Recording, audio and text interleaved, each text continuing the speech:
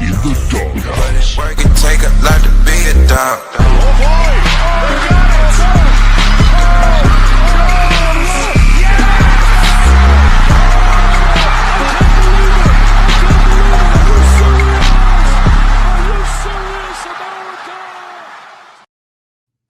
Welcome to episode 3 of the Doghouse Podcast. I'm your host, Roosevelt Jones. We have a special guest today, my former teammate and assistant coach at Butler University, Alex Barlow. Barlow, how you doing, my man? Doing great. Ironic that you played the Gonzaga clip, as I owe you a public thank you for traveling the play before so you could have your moment and your heroics. So glad to get on this podcast with you and talk, Butler basketball. Yes, sir. Obviously, that was in the game plan. That's what Brad Stevens drew up for us. So that's exactly how we wanted it. Exactly. Great for TV, great for the fans at Hinkle, and we needed a court storm. Yes, sir. Definitely. Speaking of Butler, the upcoming 25-26 season, like what's exciting you the most about this year's team heading to the season? Yeah, I mean, we've got 11 new guys. I think just from the beginning in June, when we started up in the summer, just everyone's been bought in. Our practices are super, super competitive. Workouts are super, super competitive. I like that about our team. And then athletically, I think this will be the most athletic team I've seen at Butler. Maybe the most athletic team I've ever coached in terms of relative to the competition. Very athletic, very fast, and guys play really, really hard. So anytime you have that and had a competitive mindset, I'll take those type of players any day of the week. No, 100%. And I can agree with that just from coaching you get you guys in the TBT, just you guys' athleticism and the size you guys had, like it's definitely going to be one of the most athletic teams Butler's seen in a while. And with the team, is there any returners or newcomers that fans should keep a close eye on?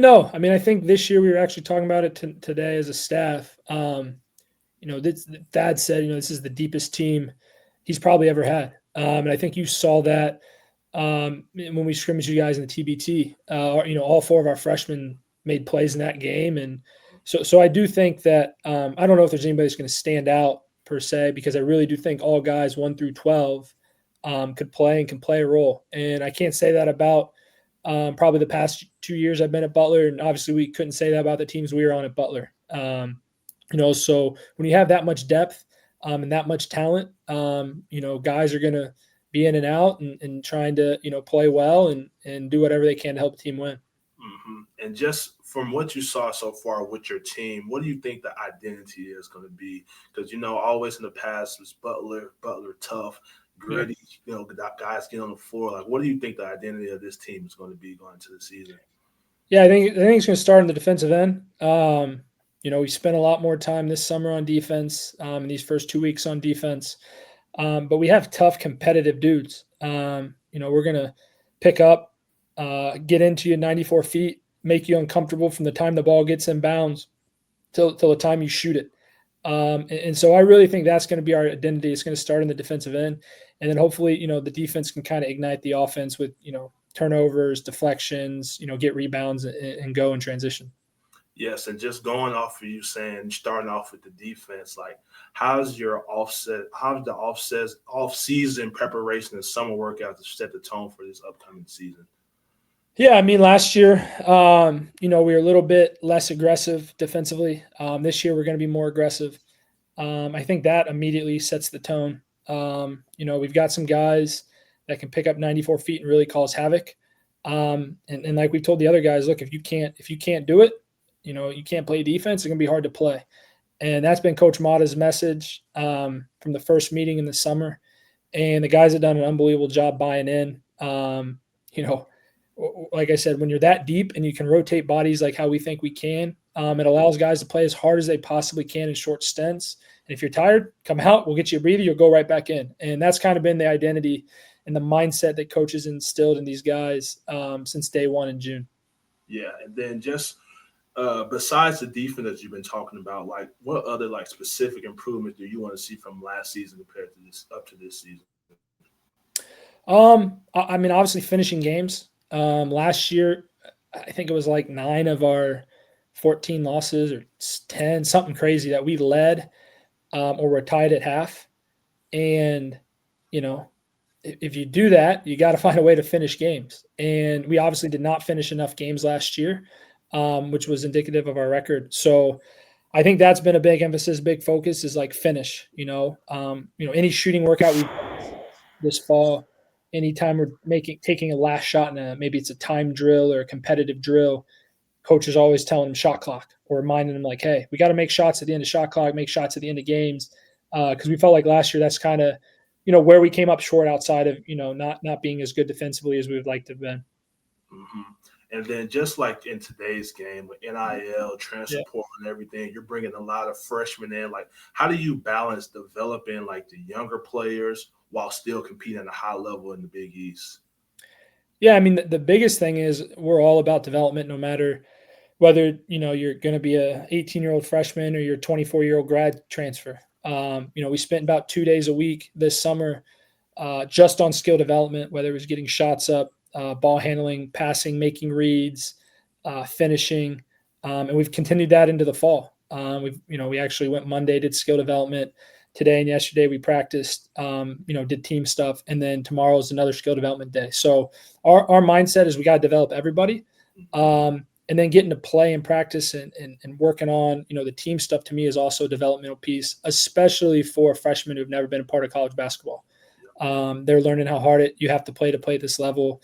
The length is different, the speed is different. So when you have 12 guys and you play two teams in practice, 10 of the 12 guys are in at all times.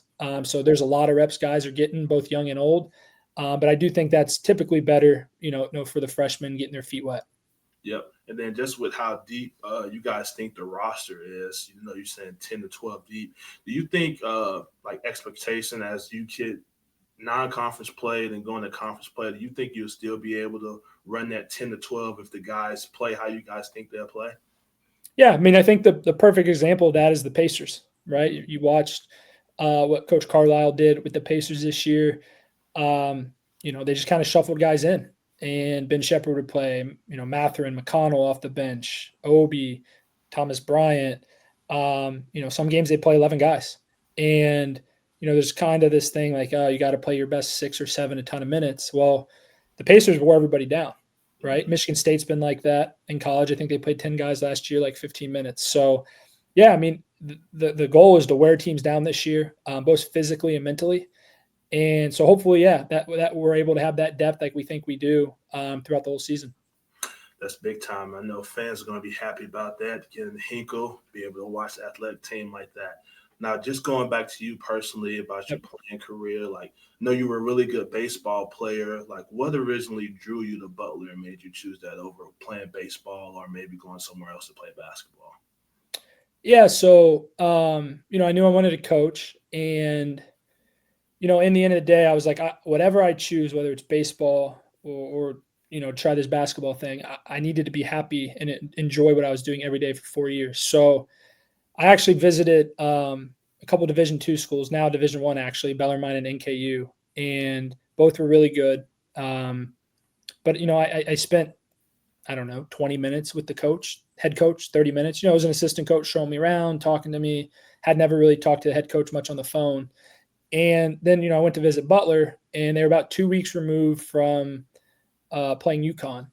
And I get there, and I spend 3 hours with Brad, Coach Stevens. And to me, just from the start, it was like, this guy, I don't think he ever saw me play. He was going off a recommendation from my high school coach, Coach Kramer, and Mike Monzere, who played at Butler, and Marty Monzere, who played at Butler. And he spent 3 hours with me, showed me campus, weight room, sat and talked, answered any questions I had. And I could tell his answers when I asked him honestly about, hey, like, coach, I don't want to come here just not to play. Like, this may sound crazy, but my goal is to play here. Will you play walk-ons? And he was like, yeah, I don't care if you're a walk-on, a 5-star. I really don't care. I'm just going to play the best players. And that was honestly all, crazy enough for me to hear. That was all I thought I needed to hear. And that when I first got there at Butler, I was awful. Michael Lewis told Brad after, I think it was my first workout, me and Elliot Campen did together. It was awful. It took us like 35 minutes to finish a game of one-on-one. He told coach I was the worst player he'd ever seen. And so, but I was crazy enough to believe that I could play there just because coach said he would play walk-ons and he had a history of, he played Alex Anglin. I think Drew Stryker started as a walk-on. Mm-hmm. And so there was proof that he was just going to play whoever he thought could help him win. And obviously he was an unbelievable coach and someone I wanted to learn from. So then it just became like a very easy decision. Yeah. So going transition right into what you were talking about, like when you first came as a freshman, like you weren't that good as what you were towards the end of your career. You were more of a spot up shooter. Yeah. Like obviously we didn't have a really good season our freshman year, but Coach Stevens was like, you guys are playing in a tournament. Like you guys aren't doing spring break, going to a tournament. Like how big did you think the CBI tournament was for you and your improvement?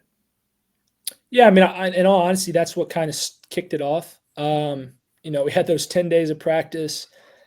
I think a lot of the team would have rather been on spring break. But I just wanted to play. And that was probably the most run I got in actual drills or live competition was during those 10 days or however long it was of practice leading up to the first game against Delaware. And, I obviously played well enough, felt like I competed. My team won almost every drill competition we did. And so then, coach put me in 20 minutes a game in the CBI and I did all right and felt like it gave me a chance to compete for minutes that next year, which is all I really wanted, right? I just wanted a chance. Obviously I didn't really get that during that first year until the CBI. But without the CBI, honestly, I probably don't have the career that I had. And, it just allowed me to get a chance to show what I could do. Mm-hmm. And then going in basically your last day as a walk-on, playing IU, the number one team in the country. Coach Steven draws up a play. Play isn't open. Yeah. Barlow makes a play. Like what's going through your mind as everything's happening for you against IU? Yeah, I mean, in all honesty, I think I was just so, I've never really been fazed by big moments or big crowd, anything like that. So probably just a lot of delusion, to be honest, that like, hey, I've got the ball up top. Normally you're in that spot, but you had fouled out, maybe on a questionable call or two. But, I just was like, hey, like coach obviously trusts me to have the ball in my hands at this time.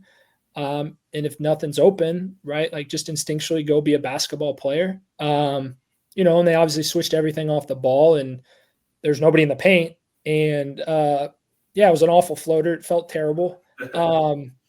Somehow it went in and, but I just think like the confidence that, Brad had shown in me allowed me to be in that moment and, to take that shot when probably everybody, including myself, thought I would never, ever shoot that shot with the game on the line.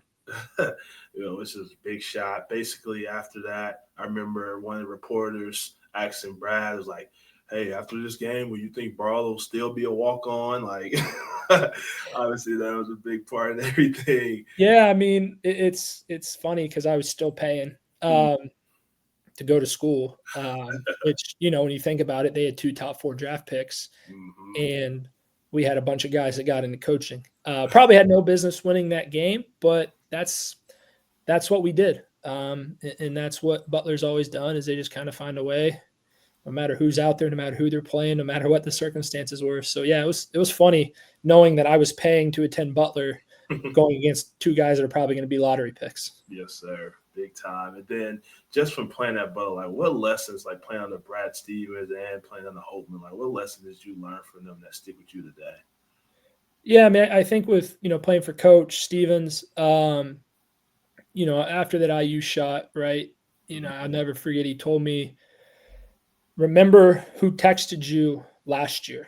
Remember who was there for you last year when you weren't playing, right? Everyone's going to want to be your friend. Everyone's going to want to talk to you now.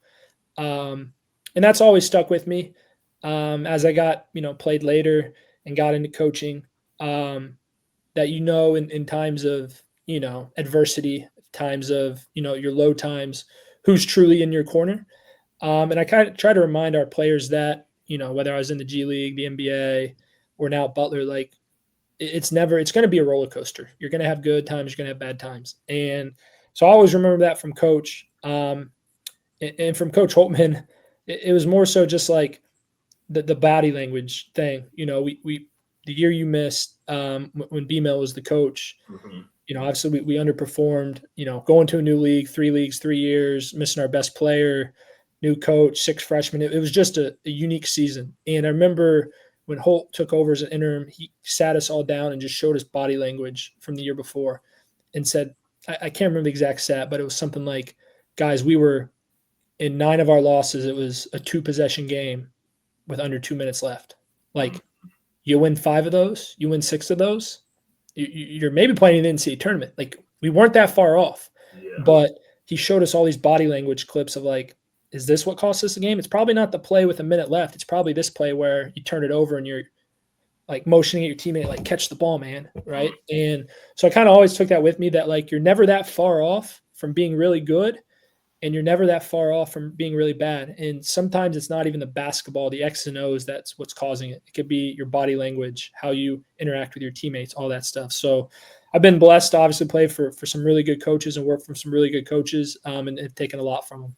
Yep. And then I know you said when you graduated high school, you wanted to be a coach, but Yep. at what specific point did you realize you wanted to pursue coaching after your playing career? Well, it was probably, if I could have picked a dream job when I was like 5 years old, it would have probably been either the offensive coordinator or the head coach for Notre Dame. And those that know me know that I'm a diehard Notre Dame football fan. But like, I just never, I liked playing football. I never loved it like I did basketball. And it was probably when I was 8, 9 years old, I knew that, like, my dad wanted to be a coach and never did it. And he kind of always said, if, do something you want to love. And I looked at my family, history, and with nobody over 6 foot tall and all of us built like, linebackers, the chance of me playing professional basketball, if I chose to go that route, were probably slim. So I knew that probably once I got done playing college basketball, I was going to have to get into coaching. Obviously it worked out pretty well. And, obviously going to Butler was a big part of that. Yep. And then with your time in the G League, how did it kind of help shape the way you view your game now as a coach? I know you dealing with guys that most guys don't really want to be there. Some guys from the NBA are coming down just to jack up a bunch of shots. Like, how does it shape your view as a coach? Well, I think it taught me that there's more to it than basketball, right? It's more to it than just the playing between the lines. You get guys, like you said, you get guys that get sent down on assignment that literally just show up for the game, right? And you got to figure out like their ultimate why. Like, why are they playing basketball? What are they trying to get out of everything? Then you got guys that are on the G League team the whole year that think they should be in the NBA, right? And so you got to figure out how you can keep them motivated when it's, January 27th and you play a Thursday night game in Portland, Maine, and you have to drive after the game to Manchester, New Hampshire, and stay the night, get up at 4:30 in the morning to catch a connecting flight to Erie, Pennsylvania, and play that night, right? And so you have to figure out what ultimately motivates these guys and how you can ultimately get them to be their best. And when you change teams or change players every year, and you're cutting guys throughout the season, like, it just teaches you how to build relationships quickly, and they have to be authentic. If they're not authentic, then it's just never going to work. And college has kind of been, we got to know each other for 4 years in college. The coaches got to know us for 4 years. Now, you might be trying to get a guy in the transfer portal and you know him for 3 weeks, right? You got to build that relationship and build that trust in such a short amount of time. And so I think the G League has been beneficial with where college basketball is going in terms of building those relationships, the authentic relationships, much quicker than maybe, when you and I played. We love Terry Johnson, but it probably took a little bit of time for us to build that trust when he's got Mountain Dew at 6 a.m. every morning and yelling at us at every defensive drill, right? So it probably didn't take 2 weeks for that relationship. And we love Terry Johnson more probably than any coach we've ever played for. But nowadays that relationship almost has to be like sped up. And that's what the G League taught me. And I think it's, like I said, served me well to where, college basketball currently is going. Yep. And just besides, obviously, Brad Stevens, who are some other the biggest influence on your coaching career so far? I'd say obviously, Chris Holtman and Brandon Miller, both guys I played for. and my high school coach, Carl Kramer. But after Butler, I'd say probably the two biggest were Danny Ainge, who I got to know during my senior year, and obviously spent 6 years with him in Boston. And then Brandon Bailey, who I worked for with for 6 years in Boston. He's now an assistant coach at DePaul for Holtman. He was the head coach in Maine when I first went there. I used to work guys out with him. He kind of like took me under his wing when I first got to Boston. And those two guys, honestly, like if it weren't for them, outside of Brad, like those years in the NBA would have been a lot more difficult than they were. But they kind of taught me the ropes and kind of taught me, a lot of the game because it's so new. It was so new compared to college basketball. Mm-hmm. And then last question, what do you think is the biggest difference from being a player when he was at Butler, now being on the sideline as a coach trying to get those guys ready to go every game? Well, the game, the environment is, it's so different, Mm-hmm. Going from, we came in with 6 of us, right? And 4 of us, went for 4 years, obviously went for 5. Nowadays, if you get 3 guys to stay for 4 years over like a 4-year thing, it's probably considered good. So obviously the environment has changed significantly. But it's just like, honestly, not a lot. Like I still walk out of that tunnel, and the fans are still passionate. They still love Butler basketball. I do think like there's a little bit more social media than when we played. Yeah. Guys care a little bit more about that. Instagram, TikTok, Twitter, whatever else, Snapchat, all that stuff. And when you and I play, that stuff was like minimal. Exactly. Like, we would walk in if we tweeted something coach didn't like, and he would call us in his office and be like, "Hey, you probably can't be tweeting that. We play on ESPN. You can't be saying that, you don't like something Skip Bayless or Stephen A. Smith said."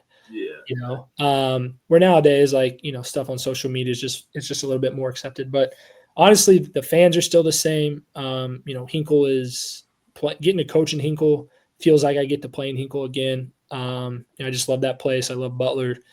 And so, yeah, honestly, it doesn't feel a whole lot different other than, when someone's shooting a free throw, I have zero control over whether it goes in or not. Yeah. And when I played, it was me at the line shooting a free throw, or Kellen, who I knew was going to make it 95% of the time. And that's hard. That's honestly been one of the hardest parts about going from player to coach is honestly, I feel like there's less control. But yeah, it's been great to be back. That's big time. Well, Barlow, appreciate you coming on to the Doghouse. Thanks for showing me love. As always, we're going to keep watching you guys, supporting the Butler Bulldogs, and hoping you guys get wins. Appreciate it. Let's get you back to a game this year. Maybe we can have you reenact the floater one time. Oh yeah, I'm definitely gonna be back.